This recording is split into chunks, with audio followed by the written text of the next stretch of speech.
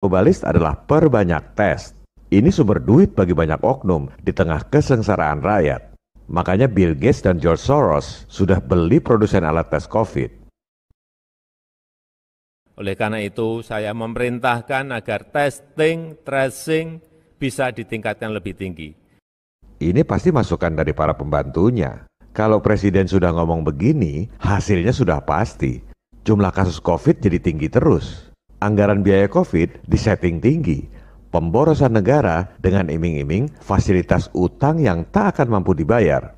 Ini yang membuat semua di-COVID-kan. Orang sehat diuber-uber tes COVID. Kenapa? Karena ada anggarannya. Tiap kali tes COVID, duit.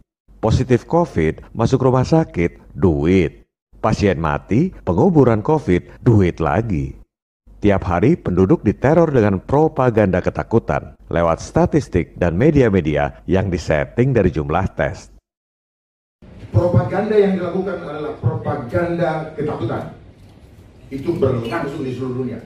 Dan propaganda ketakutan adalah caranya iblis.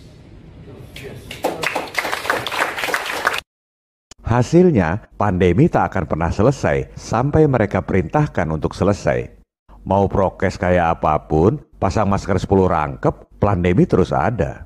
Mau lockdown 1000 tahun pun, tetap aja jumlah kasus tinggi. Mau divaksin 100 kali pun, tetap pandemi nggak akan selesai. Ibadah dipersulit, kerja dipersulit, bernapas pun dipersulit. Jadi life engineering, kenapa?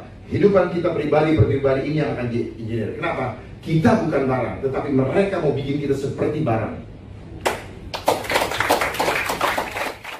Ini adalah kejahatan terhadap kemanusiaan yang disetting bukan oleh manusia, tapi oleh iblis. Hasil akhirnya adalah total control penduduk dunia. Inilah agenda yang sesungguhnya. Bergerak secara masif, tujuannya cuma satu, totally control.